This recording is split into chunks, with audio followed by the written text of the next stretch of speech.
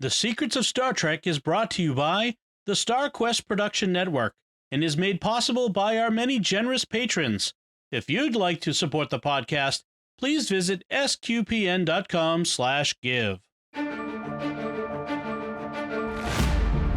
You're listening to The Secrets of Star Trek, where we discuss the hidden layers and deeper meanings found in all the Star Trek TV series, movies, and more.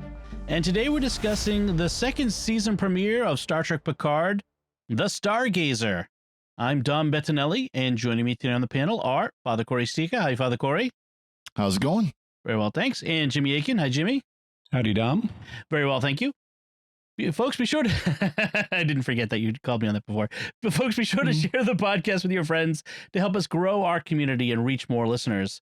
I want to tell you about another show on the network that you're sure to enjoy called Secrets of Technology. Find it at sqpn.com/technology or wherever fine podcasts are found. I want to make sure to remind you to stick around to the very end of the episode. We're going to have some of your feedback, listener feedback, on previous episodes, so be sure to stick around for that. Before we get to talking about Picard, though, there is a little bit of news. There's a new Star Wars movie coming out. Yes. Well, Star Wars, Star Trek. There is a new Star Trek movie currently in the early stages of development. That's right. They are finally going back where they went before, apparently. Maybe. Well, Maybe. to be clear, Be. they're beginning the negotiations with the actors to go back Right. to the JJ verse. Yes. So Paramount is entering negotiations with Chris Pine, Zach Quinto, Zoe Saldana, Carl Urban, John Cho, and Simon Pegg to come back for a fourth of the rebooted Star Trek Enterprise, Star Trek movies. Original series. Yeah, that's the new series that J.J. Abrams began way back in 2000. Was it 9? I think it was. 9. Yeah.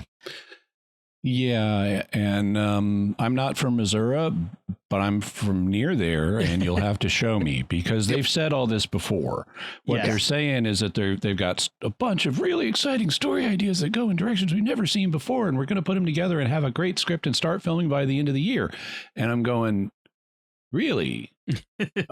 Because, a couple of years ago, you were saying the same stuff, and you entered negotiations with Pine and Hemsworth, and you couldn't make it work, and the whole thing fell apart. So, Right. I know you're doing the happy JJ, let's rally investors talk, but we'll see. Yeah. Yep. So the last movie was 2016, Star Trek Beyond, which was meh.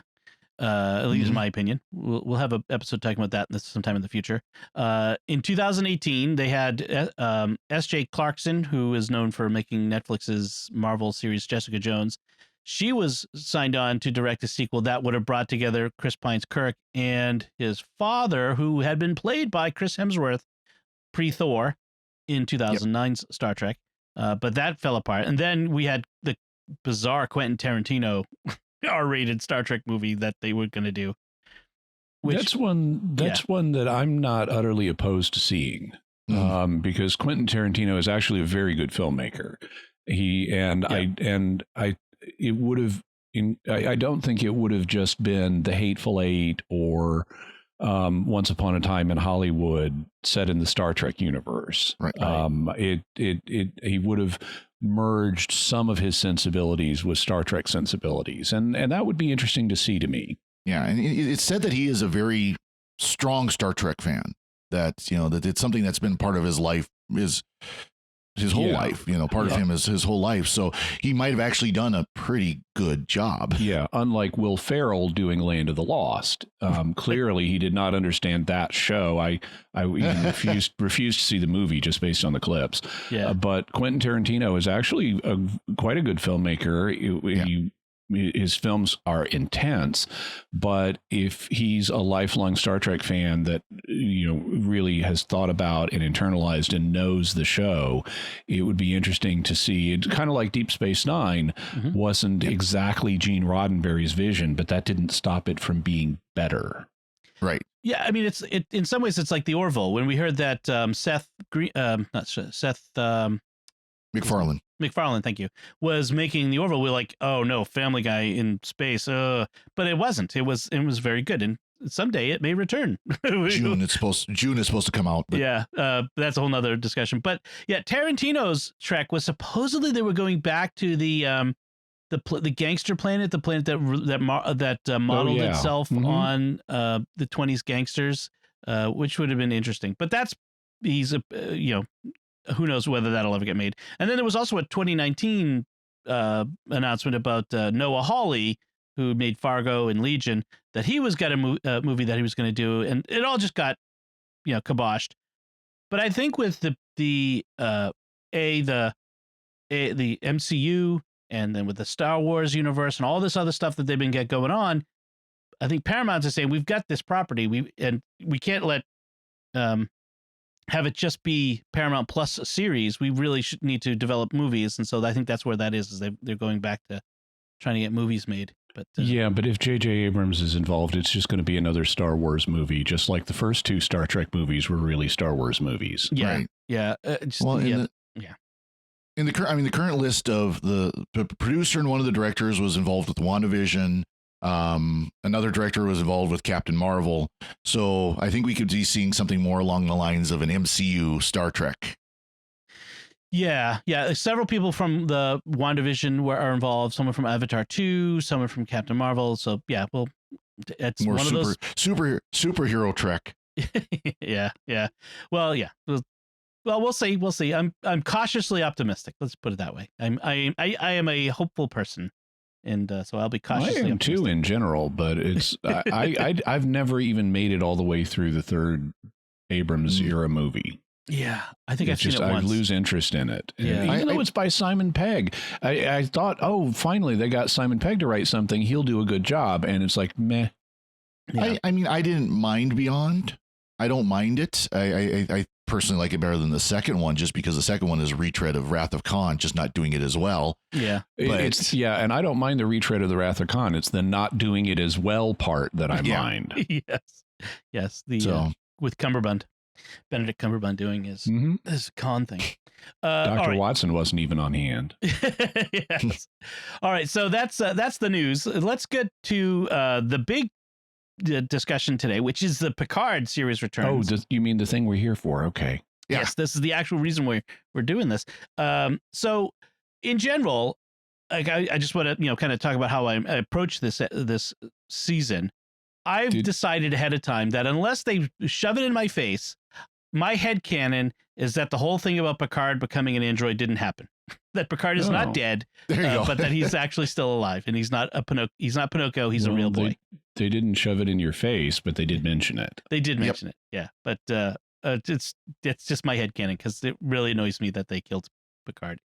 So by the way, if you haven't seen season 1 of Picard, sorry, but the spoilers, you shouldn't be listening to this at this point. Years long enough that you got spoiled. Right. It's that simple. So were there any overarching things you wanted to say about this before we get into the nitty gritty and the recap of this episode? Any sort of big thoughts? No. Okay. All right. Let's get into one thing I kind of hope is that we see Picard's character kind of shift back to the Picard we know. And that's going to be one of the critiques I have about this episode is we don't see that yet, but not that you expect that, but right. Yeah, let's I put a pin in that because I want to talk about that. So, but Jimmy, could you give us a recap of what happens in this episode? It's been a couple of years since the first season of Picard, and the gang from La Sirena has scattered, so we spend some time catching up with each of them. For our purposes, what's happening with Robo-Picard is the most important. He's gone back to France and is having fun blowing, an opportunity for a romantic relationship with his Romulan housekeeper, Laris, who is now a widow. He's also Chancellor of Starfleet Academy, and he's recalled to field service when a Starfleet ship detects a newly opened hole in space-time. The current version of the Stargazer, which is captained by Cristobal Rios, shows up and detects a signal coming from the hole. The signal is decoded by Dr. Agnes Girardi, who is Rios's newly ex-girlfriend and has been invited on board the ship. The message, when it's decoded, says, "Help us, Picard," followed by a formal petition to join the Federation. So Picard is sent to the Stargazer to see about negotiating with whoever is powerful enough to open such a hole in space-time and see about helping them join the Federation. A whole bunch of other Starfleet ships also show up, forming an armada in case whoever this is isn't friendly, despite the fact that the voices in the message were obviously Borg. Everyone is surprised when Picard hails the unknown Federation applicant and a big spider-like Borg ship comes through the hole in space-time. The Borg insist that they want peace, and to negotiate, they beam over their queen, despite being told not to. The Queen says they want peace, but first they need power, so she plays Dr. Octopus and plugs herself in and starts seizing control both of the Stargazer and the rest of the fleet. Rather than giving her an armada, Picard orders the Stargazer to self-destruct, and it promptly blows up. Afterwards, Picard wakes up back at his house in France, but he notices it's different than he remembers. Then Q shows up and says that he and Picard will be doing It's a Wonderful Life once more, and this is the end of the road not taken. Yes. The end. The trial never ends. It must go on. Yep. The episode starts with the old trope of we start in media res in the middle of the action, and then we get to a point where we 48 hours before. Yeah. And, which is I hate that. I hate to say it's becoming kind of a tired trope. When you really kind of first saw it in like Battlestar Galactica, that they really started using it as a regular thing, and it was okay, this is interesting. Okay, they're doing it again. Yeah. They're doing it again. I've seen this for a lot more than before Battlestar Galactica. Well, that's the one where it became probably, in my opinion, the best known, for doing it. But I agree. I mean, Fringe did it, and X-Files did it, and there's quite a few others that did it. But it's kind of become tired. I wish they would find another trick. Well, I don't mind it. I don't mind it. You need to capture the audience's attention in the first few minutes, and if you don't have, if you need, especially for something like this, where you need to back up, and it's been 2 years, and we need to visit all of these characters, it's going to be a while before, to show them in their current situations before we can build up to a real drama point. And so showing where we're going can be reasonable to me. It was a pretty dramatic action. In fact, it's interesting how we start by following the security teams that are being called to the bridge. We don't start on the bridge. And so we follow them in the turbo lift, and that's when they get there. And then we start to see who else is there. We don't get a clear look at the Borg, though, but we get a hint. I also really like, as the security people are running through the corridors, the computer is describing, the status of the ship, and it says inertial dampers offline, which is something we periodically hear. Well, so what an inertial damper does, based on its name, is it dampens inertia. And because if you're traveling at these super fast velocities, you need something to, when the ship stops, to keep you from slamming into the wall in front of you and becoming a human pancake. Yes. And so inertial dampers are very important, and we occasionally hear about them going offline. And this time, when the computer says inertial dampers offline, the security people are slammed into the wall next to them. Yep. And it's yes, that is what would happen if the inertial dampers failed. Exactly. So, and then, we have, we'll find out it was the Borg Queen there on the bridge. She's not credited in this episode, but it's the actress is neither Alice Krige, who played the Queen in First Contact, and in Voyager. But and then there was Susanna Thompson, who also did other Voyager episodes as the Borg Queen. It's not her either. So I forget who it was, and I thought I saw her mention somewhere, but she's been in the news, but they haven't given us a clear look at her. In fact, when she shows up as the Borg Queen, she's in this full bodysuit that covers all of her face. Yeah, and Agnes looks at her and says, "That's new." Yeah, that was good. But we will be seeing her out of the bodysuit. Yes. Right now, she could be Kosh under there. Right. Babylon 5. So then we jump back 48 hours to the Chateau Picard. We're hearing the Rolling Stones' "Time Is on My Side." There are a lot of not by hits. the Stones, though, by somebody else, if I recall correctly. It's covered by somebody else. But it's originally a Stones song.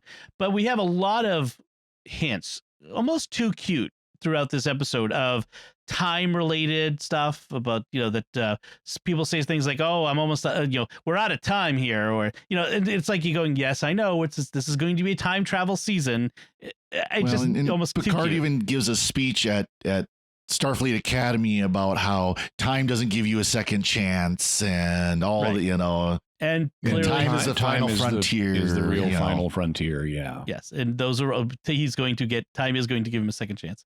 So speaking of time, it's 48 hours earlier and we're at Chateau Picard and we're watching the grape harvest. Yes. And I like how they handle it because like in season 1, they showed these flying drones over the vineyards and they were like, I guess, watering the grapes and things like that.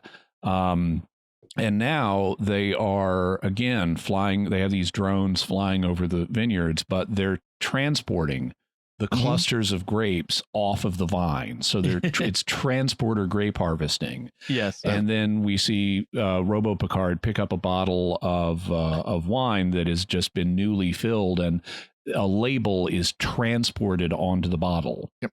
So they've really thought about how could you use transporter technology for more than beaming down to planets. Well, and this is a yeah. Mm-hmm. Yeah. It's also no, go ahead. Sorry. What isn't clear to me is how are you aging that wine? Because if you're I mean, you don't put the wine in the bottle to age it. Right. You put it in a big vat and you age it in that, because as part of the fermentation process, it's going to release gases, and you don't want it bottled because, as Jesus told us, you put new inner tubes in a bald tire and the bald tire will pop, according to the Cotton Patch translation of the Gospels. and so are they transporter processing this grape juice into wine on the spot? And if so, dude, it's replicated. Your whole selling point is this is not replicated. You could replicate wine anytime you want. If you're selling this high expensive stuff, the wine snobs who are buying this are not going to be happy that it's replicated. My headcanon was that they were just showing different parts of the process. Like they're emptying the barrels in bottling for the next one at the same time as they're bringing in the harvest and fermenting. And that was my headcanon. Now the labels show a vintage date of 2401, so we are now in the 25th century. Mm-hmm. Yes, it's 2 years after the first season, which was 2399. A year and a half, because it states in there that Siobhan was been dead for a year and a half. But yeah. So, well, but that's within the 2 year time frame. We never saw Siobhan die. Mm-hmm. Right. So somewhere in there, but about a couple of years have taken place. We have this, you mentioned like this scene with Laris, who is, hinting broadly, very strongly to Picard. I like it to be at the beginning of that scene. So they've done with the harvest. They're sitting down to have glasses of wine on some lawn chairs, and Picard uses a Hebrew salute before they drink. He says L'chaim, which means to life. Mm-hmm. And she uses an Irish drinking toast. Yeah. Sláinte. Yes. Which means like to your health. And I liked how the Romulan is using an Irish toast here. Because she's played by an Irish actress. Yeah. Well, the Romulan has an Irish accent, so it's really appropriate. The Irish Romulans. And there's this discussion of why Picard has never settled down with love, and duty has kept him moving. She is so totally putting the moves on him. Yes. Oh, yeah. And he is cluelessly blowing it. Lots of meaningful looks. But it continues to bug me that we don't have the Beverly Crusher. Like, she's like this presence in this room that no one acknowledges. Like, the Beverly Crusher was a major part of TNG in his life, and this unrequited romantic connection. And why don't we, like, I don't know. I mean, maybe we'll get that in this season, but it's just really. And that was a big theme of this episode, was the why is Picard lonely? Why is Picard alone? Mm-hmm. Why is Picard, why is he not, had a serious relationship, and so on. And it's a big part of this episode. And so, of course, we get the moping, introspective regretful Picard throughout a lot of it. And they hint this all goes back to his childhood. Yes. That he suffered childhood trauma. And we get a flashback to his childhood where he's something like, I don't know, 8 years old. And there's this room. It's kind of circular and has glass. Conservatory, maybe? I don't know what it is exactly. I mean, it looks like greenhouse. It looks like, except they don't grow plants in it. Yeah. But he like spends time in this glassed room, and his mom comes there and says it's going to be our own private world. And in the present, we see it's all shattered. But his mom was like making it a private fantasy safe space for him as a child, because it turns out apparently his father is a spousal abuser. Yeah. And so he had to endure watching his mom get beat up and stuff like that. They apparently imply that something worse happened at some point. Yeah. And so he might have issues relating to the opposite sex, given what he saw happen to his mom or something. Yeah. So this is a sort of a common thing you see nowadays. It's the character development by dealing with trauma. We see that in, the traumatized character thing. And this was Picard basically throughout all the movies. Like as soon as the movies begin, we have Picard dealing with the trauma of having PTSD from being Locutus. And now he's kind of dealt with that, I suppose. Last season was the end of that. I would argue that, and we'll talk about this later, but there's a scene later on where it's pretty clear he hasn't, or at least the way they portray it, that he hasn't. They're going to keep milking that teat. Yeah. And then we're going to add on top of it this childhood trauma thing as well. And it's this was something that you were saying earlier, Father Cory. Can we have the Picard of TNG back? Because that's the one we all enjoyed. Picard was beloved because he was confident, he was a leader, he was sure of himself, more or less. I mean, there were obviously vulnerable episodes and things like that in TNG. There were things like that, but it didn't diminish him to be vulnerable. Yeah. This just seems like he is frail. Like he's, that confidence is completely gone. Yeah, you get the confidence speech in front of the Academy, you get stuff like that, but not the Picard that people loved. And that is one of the critiques of season 1, is that the Picard we saw in season 1 was not the Picard of TNG. And of course, as years go on, people change, but you don't see the flashes of that old Picard. The point where that comes out most significantly for me is towards the end. And we should, by the way, back up and talk about what's going on with the other characters. But towards the end, when Picard gets to the Stargazer, Captain Rios tells him, okay, so you're Admiral here. You're the highest leader. What do you want us to do? And they have this conference where they talk a little bit about it. And then once it becomes obvious that it's the Borg, Rios and 7 of 9 both become massively insubordinate. Yeah. And Rios is like, I'm not having a Borg on my ship. And it's like, dude, that's not your call. Right. Exactly. When they want to transport over and negotiate. And 7 of 9 starts a firefight without authorization on the bridge. And so they're both becoming the action characters at this moment in ways that are inappropriate, while Picard is standing around helplessly watching the situation, doing nothing. Not even standing around. At one point, he's cowering on the floor in fear. Yeah, he is. And it's not like they don't, if they want to communicate that these other people are stepping up because Picard has become ineffectual, they could have communicated that, and they didn't. It's not, they're just stepping up because they're hotheads who are insubordinate. And Picard doesn't regain control of the situation. Instead, he's just watching stuff and unfold in front of him. And eventually it's 7 of 9 that tells him, once they realize what the Borg Queen is doing, she's stealing the access codes for the other ships in the Armada, and she says, "Jean-Luc, we can't give her an Armada." And it's at that point that Picard says, activates a self-destruct. And we have to juice the drama a little bit more. So he hesitates before giving the code to authorize it.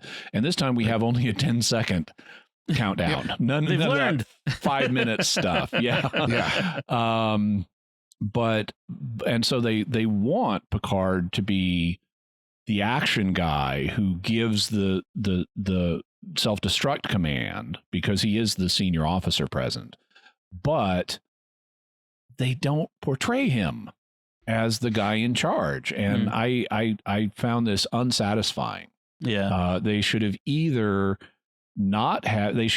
had him completely fold and be unable to deal with the situation, or they should have had him lead through it. But this kind of hesitation and letting other people take initiative, which you should be in control of, and not controlling it and getting into this worse situation. I don't like that.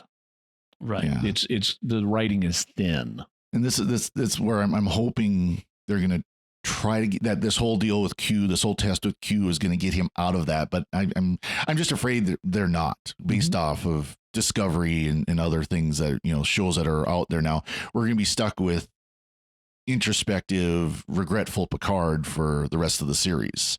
Yeah, I'm optimistic it won't be. I mean, we're going to have some introspection, obviously, from the way they've set this up, but I don't think it'll reach Discovery level togetherness.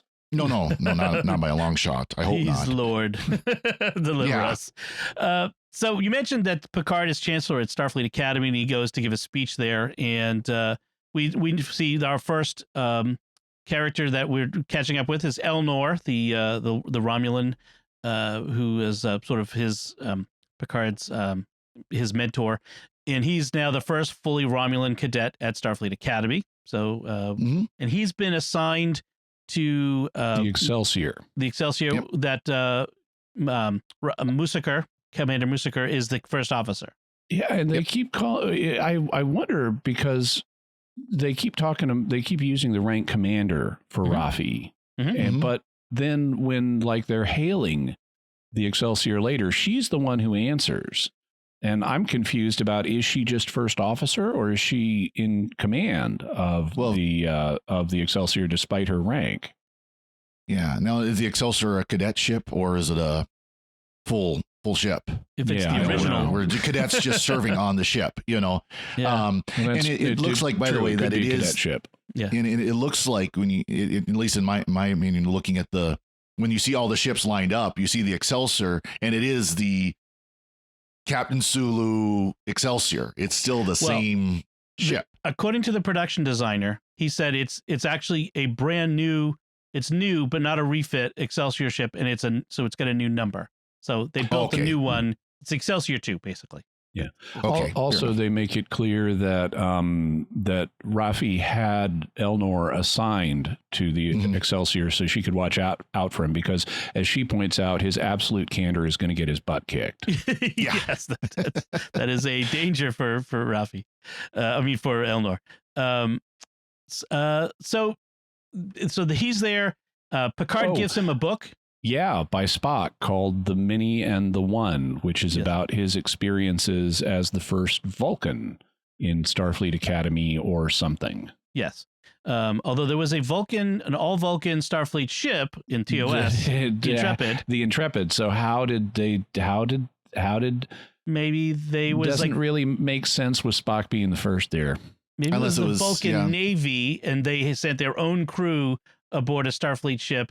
But they didn't all go to Starfleet Academy. They just were transferred over. Yeah, they're not very clear on that. And maybe they meant, I was going to say, maybe they meant something like the first Vulcan and a mixed crew instead of a Vulcan crew. Who knows? But they didn't. That's not what they said, though. They said that he was the first Vulcan to go through the Academy. Yeah, which is implausible given that the Federation was founded over 100 years. Like 100 years before the original series, and Vulcan was one of the founding worlds. Yeah. So they haven't had military responsibilities all this time. What is this, NATO? Yeah, exactly. So other ships that get named at this point are the USS Hikaru Sulu, named for our favorite helmsman, and the USS Grissom, which is a ship, obviously a different ship from the one that was in Star Trek III: The Search for Spock. That one is blown up to bits. but they've apparently got another one with that name. And and then we end with them going off and Picard leaving. Then we move to find out what's going on with Seven. She's now in command of La Serena, Rios's old ship. And she's got the help of holographic. Remember, Rios has had holograms in the various crew positions, but she's apparently merged them all into one crew member, which was a mistake, she says. Yeah, because his name is Emmett, and he speaks in Spanish, and he's this big hairy dude, and he is the tactical, emergency tactical hologram. So he's there to fight. And he can distract and do things like that, but she has to turn the safety protocols off for him to become solid and start kicking butt. Yes. But because he's been merged with these other holograms, he has one of them apparently had a subroutine to watch out for Cristobal Rios' mental health. And so now he has this therapy subroutine where he's looking out for Seven's mental health and trying to give her counseling and life advice, and she can't get rid of his therapeutic routine. I was trying to remember if that was because last season we saw there was 3 of them or 4 of them, and one of them was the EMH, and I think that was the one that had the therapy. No, there was the entertainment hologram. Yeah, that's what it was. The one that had the psychological protocols. Yeah, there was like an engineer and a pilot and a doctor and Mr. Hospitality. Yes. Yep. And I loved those characters. I wanted to see more of them. I don't like this merged thing. Yeah. Maybe it was just too much for the actor to do all the different ones. But anyway, Seven is still part of the Fenris Rangers, running around doing good throughout the galaxy. I think that's their motto. And but she's been boarded by pirates who are trying to steal supplies for people in need, and she handles them pretty well, takes them out, and that's about that. We don't really do much except she ends up getting a spatial anomaly, that the spatial anomaly that the Borg ship is going to come through shows up right near her, which is a very interesting coincidence, and so that she's going to be in the neighborhood when the other ships show up as well. That brings us to Dr. Soji, Soji Asha, who is on Raritan 4, which is this the Deltan planet? It's not the Deltan homeworld. It's apparently a colony that's inhabited by Deltans. Okay. And it's the first time they've gotten significant screen time since Star Trek The Motion Picture, although there have been a few Deltans in the background. Yes. But she's now doing a goodwill tour on behalf of synthetic life forms. So she's there and as kind of a goodwill ambassador, because they're no longer illegal. That was the big thing. Yep. Because they're no longer illegal. So they want to build confidence in sense won't necessarily kill you. And to prove that she won't necessarily kill people, she's learned the local language, and my thought immediately upon hearing her speak it was, wow, her accent is not good. Because even though this is supposed to be a foreign language, she's talking with an accent that does not sound native. Yeah. And it sounds like an American accent bleeding through. And and I guess that's okay, since it's just, even though really if she's a synth, she should be able to, I mean, they allude to her rapidly learning this language because all she's got to do is download it. Yeah. And she ought to be able to do what Data did, which was like speak French perfectly with a perfect French accent. But nah. Yep. And that might have been something, again, headcanon wise, that might have been something that was done on purpose. Yeah. But, she downloaded Duolingo, didn't have the great accent. But so meanwhile, Agnes is going with her on the tour, and Agnes is getting drunk at the bar. I should say, unless it was a deliberate choice, which I kind of doubt, but it could be. Yeah. But unless it was a deliberate choice, it's bad acting, because this language doesn't exist. You, as the actor, get to create the accent. You can play it all kinds of different ways. Just don't make it sound American. Right. So, like I said, Agnes is at the bar getting drunk, and when she's hit on by a flirting Deltan dude, which that apparently must be his oath of celibacy isn't on record. Well, only the ones in Starfleet have to take an oath of celibacy. That's I know. Yeah, but she fends him off by telling him she was recently cleared of murdering her most recent boyfriend because of temporary alien-induced insanity, and that seems to be an effective deterrent. Yeah. So, ladies, if you're ever bothered by guys in a bar, would be for me. Just tell them that you've been cleared of murdering your most recent boyfriend because of temporary alien-induced insanity. I'm not actually sure that it was, though, alien-induced insanity. I'd have to go back and watch the first season, but I think she killed, my memory is she killed Dr. Bruce, whatever his name was, Maddox, after out of ideology that she was convinced of. It's not like someone messed with her brain. It wasn't the Romulan influence on her, the Romulan spies influence on her? Yeah, she got whammied. Okay, maybe then. Did it out of insanity. I'm not remembering it all then. Yep. Then we see Rios, who's now captain of the USS Stargazer, the ship that's the successor to Picard's original ship. And in the 25th century, smoking is allowed on the bridge. I like it. Of a Starfleet ship. I like Rios with the cigar. And he's got the lighter and he uses it. He doesn't smoke it a lot, but he's got it around a lot. And actually, this makes all the sense in the world because in the 25th century, they have nanites. Yep. You know, any temporary effect that tobacco smoke or other kinds of smoke would have on your lungs will just be repaired. Right. The repair would happen.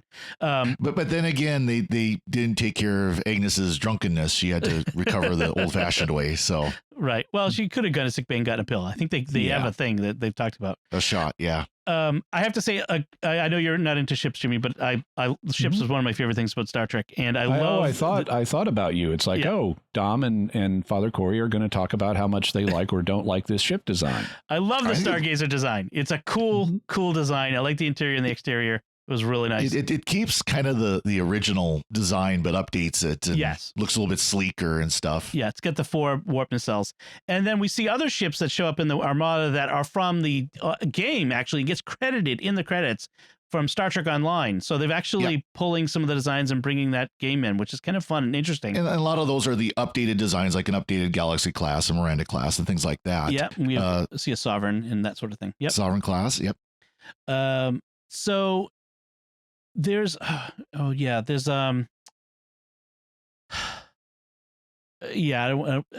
something that happened, like a personal thing, but it's not really that important at this point, and maybe it'll be important later, so I'll bring it up if and when it becomes important later on in the series.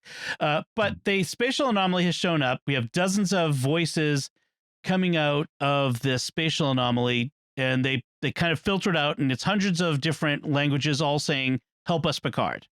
So that's the thing. Followed by the entirety of Article 15 of the Articles of the Federation, which we're told, we never hear any of Article 15, but we're told it's the procedure for joining the Federation. Yes. Which I had to laugh when they called it Article 15, because being in the military, those who've served, if you know the Uniform Code of Military Justice in the United States, Article 15 is when you screwed up enough to get punished, but not enough to get a court martial. Right. It's Article 15 non-judicial punishment. It's so, and that's when your commander can do. So I had to kind of laugh as, okay, in the Federation, it's a good thing. In the U.S. military, it's not. Yes. Brought before the mast. Also on the way there, Picard, after his speech in San Francisco at the Academy, goes down to Los Angeles. And it's like, back alleys in 25th century Los Angeles still look pretty ratty. Still back alleys. Although in fairness, it is a historic district he's in, so they may have kept it to look like a 21st century alley and thus kept production costs down. But he's there he's at address number 10 on Forward Avenue. 10 forward. 10 forward, and this is where Guinan has her bar. And he goes in and she talks about how, he gives her a bottle of wine for her private reserve from Chateau Picard. And she says, well, with you pushing a century and me pushing several, I'm not sure we should be reserving anything, which is a good line. And it brings up the fact that Guinan is in fact hundreds of years old, as we learned from the Times Arrow two-parter where she was back in the 19th century with Mark Twain and Data. And Picard comments on El-Orians like her aging slowly. And then she says something very strange. I don't know if it's a joke or not, but she says, well, only when we want to. I've been aging to keep up. And to cover the fact that Whoopi Goldberg is significantly older and has a very different body shape than she did when she was on Next Gen. Yeah. Right. Yeah. That's got to be how you cover, the people who are supposed to be able to live for hundreds of years, aging visibly in a short period of time. So we'll take it. But they have this discussion about why he's always been afraid to love. And so we go back to this whole thing and, I don't know. And in his fairness, he says, I'm not, and I have loved, but the rejoinder is, yeah, but you never settled down. And even then he's trying to Welsh on that because he did in that Inner Light episode, but that's because you were living in a virtual reality mental hologram world and you didn't have a choice. Yes, exactly. Yes. So, and then they toast, and then they get, when Picard gets home, he gets this Starfleet admiral shows up who wants him to, because of the spatial anomaly and his name being mentioned prominently. So this admiral, by the way, was named Sally Whitley, played by April Grace, who was Transporter Chief Maggie Hubble in a couple of TNG episodes and DS9 Emissary. Oh, really? Wow. Didn't know interesting. I didn't recognize you from that. I just she's also the Fleet Admiral. So she's the head admiral. Right. And I love her name because she's Fleet Admiral Sally. That's great. Couple different titles for the head honcho of Starfleet, but this is the new one as Fleet Admiral. So Picard heads out there, and pretty much so everyone is gathered. So everyone except for Soji. So we have. Well, I think Soji has been written out of this season. Interesting, because she's doing her goodwill tour for synthezoid life forms, and she when Agnes leaves her on that planet, it's clear that she's going to be continuing to do her goodwill tour. So I think because she was really the MacGuffin for season 1. Yeah. Right. And so she's played her role. Unless they do more with the synthezoid business, there's no reason to have her in the story at this point. And so I think that scene was just to let people know what happened with her and get her out of the way. So I think she's off the playing board. She might show up again. There might be, since we're going to be dealing with alternate pasts and stuff like that. And with the Borg on the board, you would, and synthetic life forms, Borg, and all that stuff with Data, I could see, with the Borg Queen and Data, I could see that. But it is surprising to me because I thought I'd heard that she was going to be in this season, which implied more than just a cameo. But yeah, she might be one of these where she's, in 3 or 4 episodes of the season. But I do agree, though, that she's not going to be a significant character in this season. So then we find out that Starfleet has done a really, really dumb thing, which is to incorporate Borg Tech into all their starships, which is the hack. The Borg use that to hack into the ships. Well, they've installed it on the Rios. I don't think they have installed it on everything. At least I didn't get that. They said the Stargazer was the first one. Yeah. Well, they said the Stargazer was the first to have the technology implanted. Okay, so the Borg Queen uses that tech to take control of the rest of the fleet that has gathered to oppose it. Start getting the access codes to do that. Yes. Yep. Okay. So when when Picard responds, the Borg ship comes through. He's more machine than man now, literally. Literally. So it's interesting to me that the Borg are using a space-time anomaly, not a transwarp conduit. That was the established in Voyager as the standard way that the Borg move throughout the galaxy. But this is a space-time anomaly, which implies that they're traveling through space and time, not just space. So something else is going on.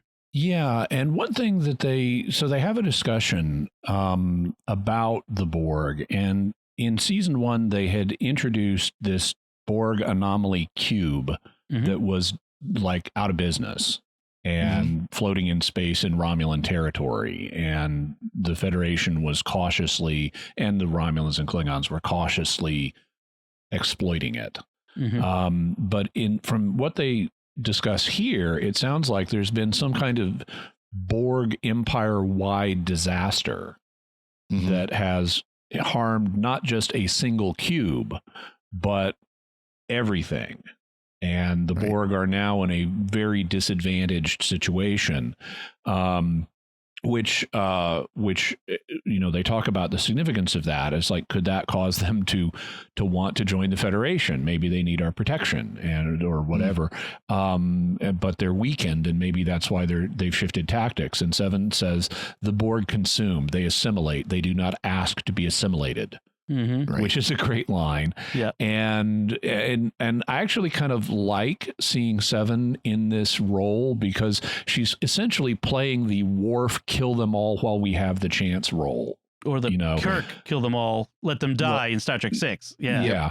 And it always, like, in Next Gen, it's like, okay, here's the point where Worf flies off the handle again.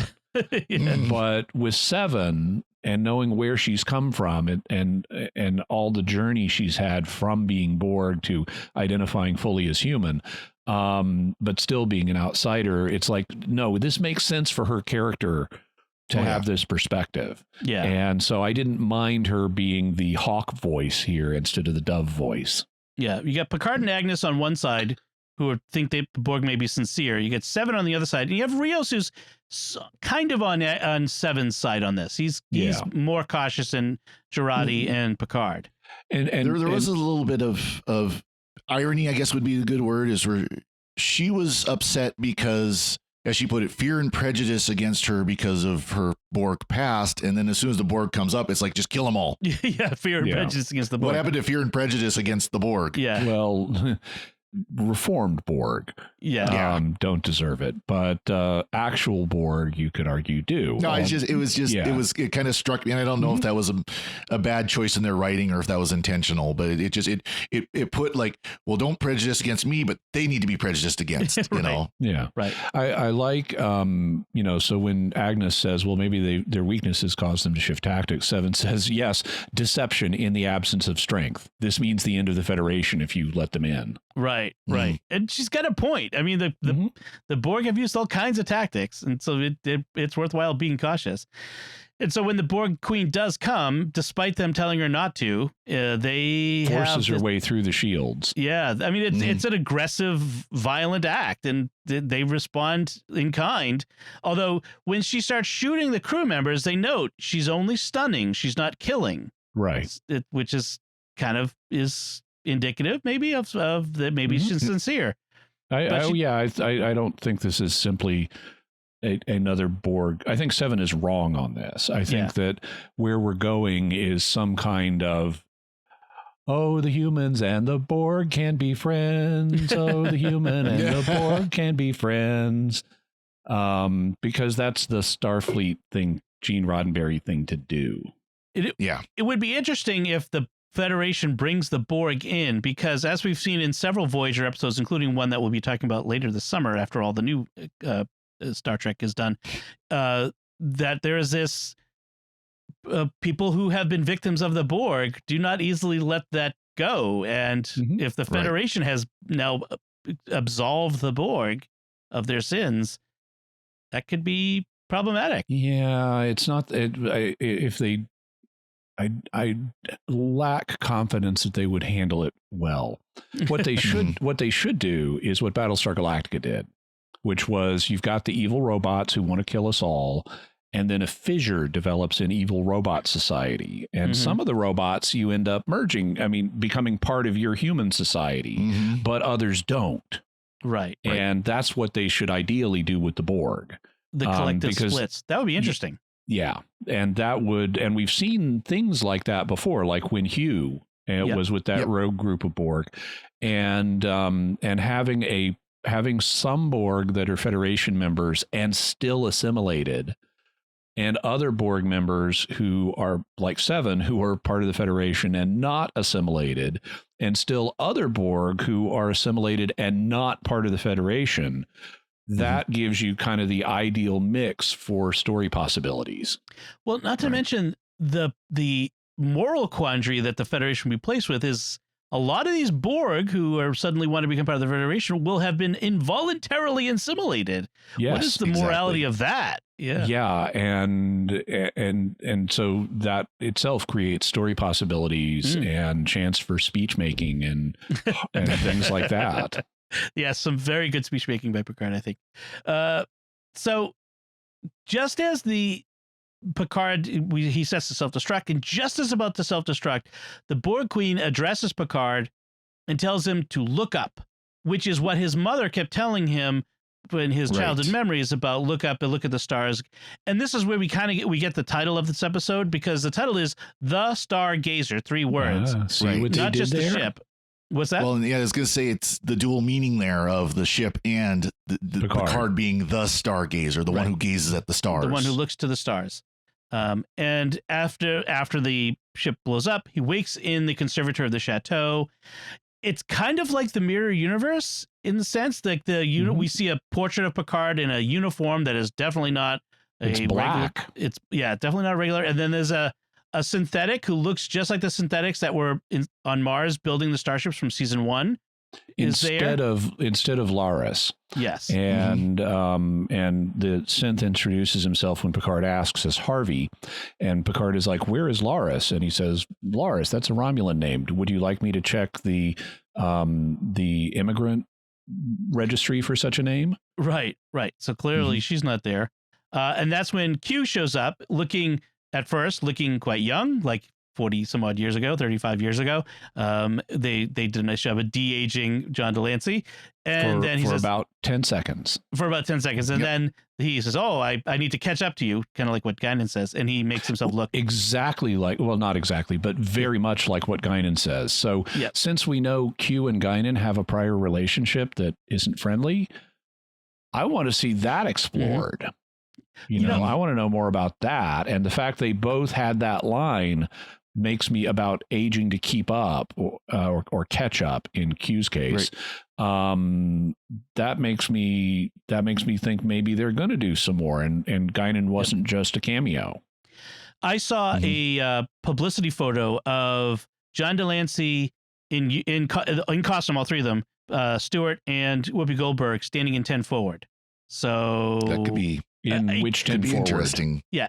I'm sorry, the bar in Los Angeles, in the 10 Ford Street. Yeah, it could have been just John Delancey was in costume and came on set or something like that. So it just doesn't necessarily mean that that's going to happen on screen, but it would be really interesting. So he shows up. By the way, Harvey was played by Alex Deal, who played the Mars. Yes. Since not just he looked good, he was the same guy. Right, same guy. And then this is when we get the line from Q, the trial, referring all the way back to Farpoint. The trial never ends. Welcome to the very end of the road not taken. Well, specifically, the trial never ends line was introduced in All Good Things. Yes, in it was the series finale. Yeah. So, and then we've at the end of this episode, we get this season on Star Trek Picard season 2. It looks like we're getting extended time travel back to 2024, where the La Serena crew has to basically undo some change to the timeline that has created this bad alternate future. So totalitarian future state. Yeah. So next episode, obviously, we're going to spend a little time understanding that totalitarianism is bad. Yes. And which, frankly, I mean, we need to have an experience of whatever the state is they're living in in order to dramatically justify the change for the audience. And then they go back in time. And this creates a question about the overall structure of the season, because we've got like 10 episodes in it at most. Yeah. And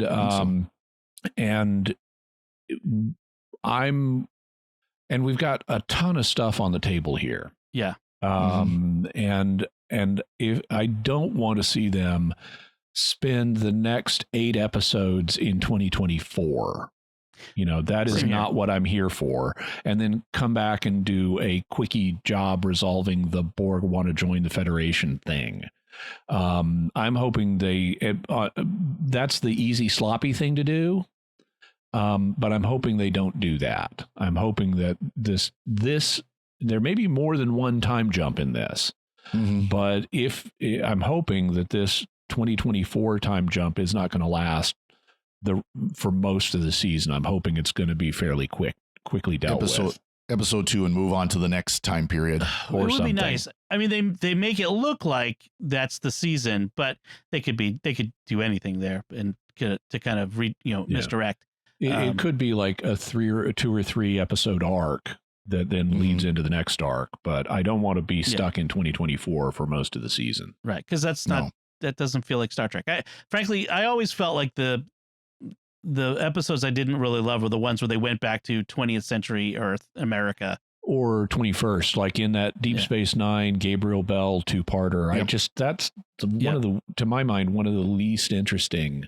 Or the Voyager one. That was less. Times End or whatever it was. Yeah. Yeah. With what's his name, who rides the bicycle. Right. Ed Begley. Yeah. Him. Yeah. Yeah. And that was those are not my favorite ones. The most boyish supervillain ever. And, Sarah Silverman was that one. That's very strange. Yeah. Not my favorite episodes. So, all right. So, but that brings us to the end of this episode. Any final notes, Father Cory? So on the wall of Guinan's bar was Arcanus Lager, which was also on the bar that Dr. McCoy went to in search for Spock. So that's what Dr. McCoy would drink, apparently, when he was at the bar. Nice. This is Arcanus Lager. Excellent. Jimmy, any final notes? So this episode has resonances of some previous Next Gen episodes. Really 3 of them. One is yesterday's Enterprise, where we had this dark version of the Federation and where they were losing a war to Klingons. And at the end, Q even name drops that, talking about something being, that's so yesterday's Enterprise. Right. I missed that. And then there's the episode Deja Q, where he loses his powers and has the confrontation with Guinan, and she stabs his hand with a fork. Yep. And so having Guinan and Q both together in this, even though they haven't shared a scene yet, I think we may play with some of that. But the big one is the episode Tapestry, where Kirk dies and wakes up in the afterlife, and Q is there, and Picard is there, and he plays It's a Wonderful Life with him and shows him what would have happened if he hadn't gotten stabbed in the heart by Nausicaans. And so now we're doing the same thing. This is Picard dies in the explosion. He wakes up. Q is there. And, we're doing It's a Wonderful Life again. Only this time you're in a fascist state and this was some other road that you didn't take. Yeah, it is interesting that they're revisiting that. When it was first announced that Q would be here, it would be a time travel season, I think a lot of people expressed some reservations about doing that again, and can you make that as interesting? Well, they've got 10 episodes or whatever. You can make that interesting. It remains to be seen whether they will or to what extent they will. On balance, I enjoyed this episode, but it was basically a lot of setup. And so there's lots of checking in on, where's this character now? What are they doing? And it's, other than that, it's actually pretty simple. But if they have the potential, now that we've got past all the setup, to do something really interesting, I just don't know that they will, because I'm not a fan of spending a lot of time in 2024. Same here. Right.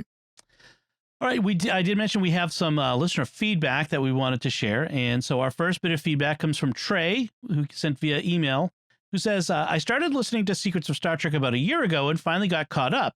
I've been really enjoying the podcast. Star Trek has been one of the few big nerd franchises I never really got into. I tried watching a few TOS and TNG episodes I caught on TV a while back, but fell asleep and haven't tried again. I was wondering if you could recommend an episode from any series for me to watch and try the franchise out a second time. Anyways, time for me to move on and start listening to The Secrets of Doctor Who, which coincidentally is the other big franchise I never got into. This is interesting because whereas I've given conscious thought to what episodes of Doctor Who to use as introductions to the series, I haven't really done that with Star Trek. But it sort of depends on the era that you would like to hear about. I mean, I would say good starting points. Now, the best series is Deep Space Nine, but it takes a few seasons to really get rolling on that. Yeah, and it's hard to just jump into the middle of the big arc. Correct, exactly. So I would suggest starting either with the original series or with Next Generation.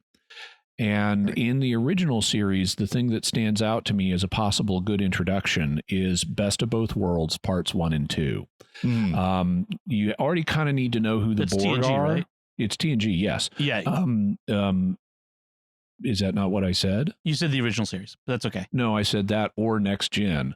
Okay. And the thing, and maybe I misspoke, but the thing that stands out to me in Next Gen is Best of Both Worlds, parts 1 and 2. It's frankly, it's as good as any of the movies, or real close to being as good as any, maybe better, and certainly better than some of the movies. You do need to know who the Borg are for that, but if you've been listening to every episode of this podcast, you'll know who the Borg are. That shouldn't be a problem.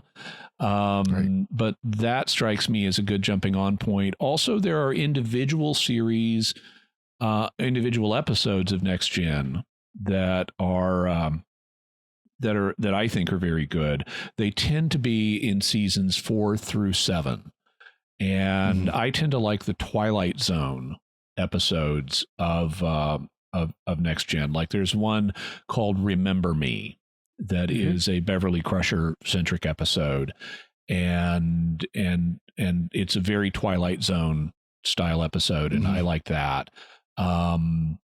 But in terms of the original series, if I were to it's what's the one where they introduced the Romulans for the first time? That's Balance essentially of Terror. Balance of Terror. Yeah, Balance of Terror is a good one. Amok Time is a good one. That gives you a lot about the Vulcans. That's good. Yeah. And the Balance of Terror one is it's like Silent Running in space. It's like a space submarine movie.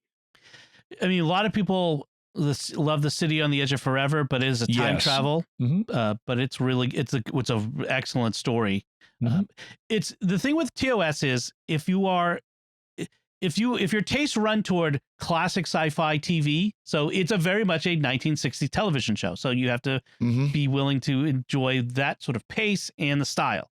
And if you're okay with that, it's a very good example of that era of TV. And one thing I actually would recommend with TOS, of course, having not seen all of TOS, but actually Wrath of Khan would be a good introduction to the TOS characters. Space Seed. Yeah, Space Seed is the introduction. Space Seed, Wrath of Khan. Yeah. Oh, okay. Yeah. I'm actually thinking the movie, partially because that was my exposure to the TOS crew was through the movies. A good thing to do then might be to watch Space Seed, which is the episode where they introduce the Khan character, and then watch Wrath of Khan. Yeah. That would be. I think that would be a very, very good way to kind of get to know the TOS characters. And kind of get a feel for the series. So also bringing the movies into it, Star Trek 4 and Star Trek 6 are also really good. Star Trek 4, The Search for Whales is a lot of fun.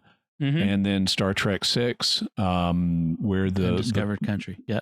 Undiscovered Country, where the Berlin Wall comes down in space is really good. Yes.